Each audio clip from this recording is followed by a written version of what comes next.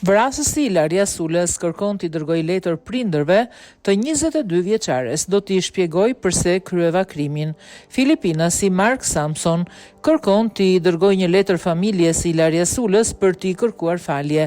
Kështu ka bërë të ditur avokati Fabrizio Gallo, një nga mbrojtësit e të riut që takoi djalin në burg mëngjesin e sotëm.